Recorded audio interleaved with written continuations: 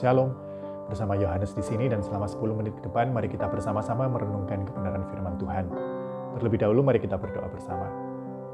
Terima kasih Tuhan, kami bersyukur kepadamu buat kehidupan ini, buat kesempatan ini, kesempatan yang masih diberikan pada kami untuk kami boleh bersekutu dalam firman Tuhan. Kami berdoa kiranya Roh-Mu yang kudus yang menuntun kami, membawa kami kepada segala kebenaran, memampukan kami untuk menjadi pelaku-pelaku firman. Terima kasih Tuhan. Di dalam nama Tuhan Yesus kami berdoa dan mengucap syukur. Amin. Puji Tuhan, mari kita lanjutkan pembelajaran kita dalam kitab Efesus. Kita baca sekali lagi Efesus pasal 6 ayat 1 sampai yang ketiga. Kita sudah membaca ayat ini dalam pembahasan sebelumnya. Kita mau baca lagi sekarang Efesus pasal 6 ayat 1 sampai yang ketiga. Hai anak-anak, taatilah orang tuamu di dalam Tuhan, karena haruslah demikian. Hormatilah ayahmu dan ibumu. Ini adalah suatu perintah yang penting, seperti yang nyata dari janji ini, supaya kamu berbahagia dan panjang umurmu di bumi. Dalam pembahasan sebelumnya, kita membahas ayat yang pertama. Di sana kita belajar peran manusia yang baru sebagai anak. Sebagai anak di sini bukan bicara tentang usia. Efesus pasal 6 ayat yang pertama ini bukan ayat yang khusus untuk 12 tahun ke bawah atau 5 tahun ke bawah. Enggak ya, anak-anak di sini bicara tentang hubungan antara anak dan orang tua, bukan bicara batasan umur. Jadi ayat ini berbicara kepada kita semua, khususnya manusia baru di dalam Kristus. Sebagai manusia baru di dalam Kristus dan sebagai peranmu dalam hubunganmu dengan ayah ibumu, apa yang harus kamu lakukan? Ayat yang pertama mengingatkan kita tentang ketaatan. Dikatakan di sana, taatilah orang tuamu. Dikatakan bahkan ditekankan bahwa ini adalah suatu keharusan. Keharusan bukan dari tatanan norma masyarakat, ajaran budi pekerti, bukan. Keharusan yang daripada Tuhan. Jadi Tuhan menetapkan bahwa dalam hubungan anak dengan orang tua, anak itu harusnya taat kepada orang tuanya. Taat dalam hal apa? Dalam segala hal. Dikatakan dalam ayat yang paralel Kolose pasal 3:20, dalam segala hal. Tapi apakah segala hal itu diartikan secara harfiah berarti melakukan segala sesuatu mentah-mentah? Apa yang diperintahkan oleh orang tua tanpa mencernanya? Ternyata enggak juga, karena dilengkapi dengan batasan yaitu di dalam Tuhan.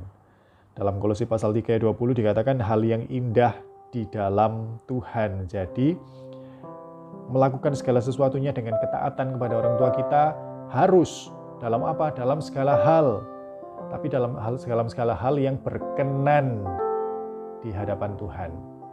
Itu ayat yang pertama. Dan sekarang kita mau lanjut ke ayat yang kedua. Dikatakan di sini, hormatilah ayahmu dan ibumu. Ini adalah suatu perintah yang penting, seperti yang nyata dari janji ini, supaya kamu berbahagia dan panjang umurmu di bumi.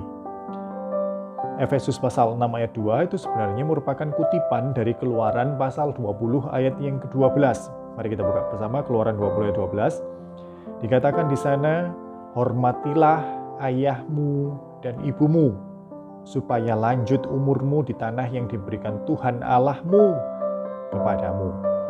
Keluaran pasal 20, mulai ayat yang pertama sampai dengan ayat yang ke-17, itu perikopnya tentang 10 firman, the 10 commandments. Ke-10 firman yang Tuhan berikan sejak awalnya. Tuhan pertama kali memberikan perintah kepada umatnya, ya 10 perintah Allah ini. Dan perintah yang awal-awal berbicara tentang hubungan manusia dengan Allah. Dan ketika mulai masuk dalam pembahasan antara manusia dengan sesama, maka hukum yang pertama yang Tuhan berikan dalam 10 perintah ini adalah hormatilah ayahmu dan ibumu. Dan satu-satunya perintah yang ada komanya, ada penjelasannya, ada imbalannya, dikatakan hormatilah ayahmu dan ibumu supaya lanjut umurmu di tanah yang diberikan Tuhan Allahmu kepadamu. Selanjutnya dikatakan jangan membunuh, jangan berzinah, jangan mencuri. Tidak ada embel-embel lain supaya hanya satu perintah yang pertama tadi tentang hubungan manusia dengan sesama. Hormatilah ayahmu dan ibumu. Di sini menunjukkan betapa pentingnya penghormatan kepada orang tua ini di hadapan Tuhan. Seringkali kekristenan itu disalahpahami, terutama dalam sudut pandang ketimuran, di mana orang timur ini sangat menghormati nenek moyang leluhur mereka. Dan ketika orang Kristen tidak melakukan tradisi-tradisi yang dilakukan oleh orang-orang timur pada umumnya, ketika tidak membangun altar untuk mereka, ketika tidak membakar dupa untuk mereka, ketika tidak mengunjungi makam mereka di hari-hari tertentu, maka agama Kristen dicap sebagai agama yang tidak menghormati orang tuanya, tidak tahu hormat kepada leluhurnya. Ini merupakan pandangan yang salah, pandangan yang nggak sesuai, karena setelah kita bahas tadi, ternyata kita temukan bahwa ini adalah suatu hal yang penting sekali di hadapan Tuhan. Tuhan berkata, hormatilah ayahmu dan ibumu. Cuman bedanya apa? Bedanya dalam wujudnya. Kalau orang dengan adat ketimurannya, mereka memiliki tradisi ini, dan terutama menunjukkan penghormatan itu yang sangat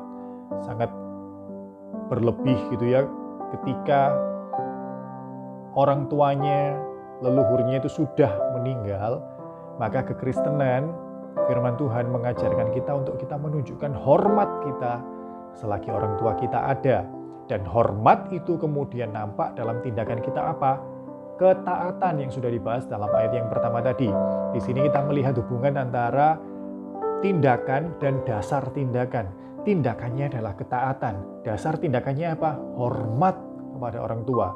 Jika tindakan itu tidak didasari dengan hormat, jika ketaatan tidak didasari dengan hormat pada orang tua, maka ketaatan hanya akan menjadi beban, maka ketaatan hanya akan menjadi kemunafikan, kehilangan maknanya, menjadi sesuatu yang berat.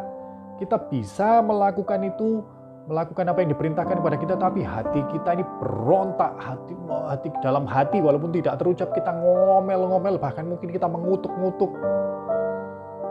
Tapi kalau ketaatan itu didasari dengan hormat pada orang tua, hormat ini memberi nilai. Jadi menunjukkan bahwa orang tua itu nilainya besar kepada kita, kita hormat kepada mereka. Dalam hormat kepada orang tua itu kita taat. Dan di situ maka tindakan ketaatan itu wujudnya apa? Tidak penting lagi. Yang penting bagi kita adalah ketaatannya. Jadi ketika kita diminta melakukan apa yang kita sukai, kita melakukannya. Dan ketika kita disuruh untuk melakukan apa yang tidak kita sukai, tidak sesuai dengan kesenangan kita, kita pun tetap melakukannya. Kenapa? Karena fokus kita adalah pada ketaatannya dan bukan pada wujud perbuatannya tadi. Contohnya adalah Yesus sendiri. Yesus dikatakan, Yesus pernah berkata bahwa makananku itu melakukan kehendak Bapakku. Jadi inti dari tindakan, motivasi dari tindakan-tindakan ketaatan Yesus itu adalah melakukan kehendak Bapa. Itu kerinduan utamanya. Dan di situ kita melihat bagaimana Yesus bahkan ketika dia disiksa, disalib, dicaci maki, diludahi, dia taat melakukan itu semua. Bukan karena dia menyukai diludahi, bukan karena dia menyukai pukulan, tamparan, siksaan, cemoohan. Dia secara manusia kita tidak suka hal-hal seperti itu. Dan Yesus juga sama manusianya seperti kita. Dia tidak suka diludahi, disiksa. Tapi dia bisa melakukannya, dia taat melakukannya. Karena motivasinya itu adalah melakukan kehendak Bapaknya, didasari pada penghormatan. Dan ini juga menjadi suatu teladan bagi kita untuk kita menaruh hormat kepada orang tua kita, kepada ayah kita, kepada ibu kita. Dan hormat itu berwujud dalam tindakan ketaatan kita kepada mereka. Bukan sesuatu yang mudah, tapi kiranya Roh Kudus yang memampukan kita untuk kita bisa tulus dalam mengasihi dan menghormati orang tua kita. Mari kita berdoa bersama-sama. Terima kasih Tuhan, kami bersyukur kepadamu buat kesempatan ini. Kami diingatkan akan peran kami sebagai anak apa yang harus kami lakukan, sikap apa yang harus ada pada kami terhadap orang tua kami. Kami diingatkan bahwa kami harus taat kepada orang tua kami harus hormat kepada orang tua kami. Artinya kami melakukan ketaatan tadi bukan sebagai suatu keterpaksaan, bukan sebagai suatu kemunafikan, tapi ketaatan tadi adalah tindakan dari dasar hormat kami kepada mereka, dari dasar ketaatan kepada Allah, ketaatan kepada peran kami yang sudah ditentukan Allah sebagai anak. Hormat kepada orang tua dan taat dalam tindakan atas apa yang mereka perintahkan kepada kami dalam lingkup apa yang menjadi berkenan di hadapan Tuhan. Terima kasih Tuhan. Dalam kedagingan kami akan susah sekali bagi kami untuk melakukannya. Kiranya Roh Kudus saja yang memampukan kami untuk kami boleh hidup sesuai kebenaran firman. Terima kasih Tuhan, di dalam nama Tuhan Yesus kami berdoa dan mengucap syukur. Amin. Puji Tuhan, Tuhan memberkati.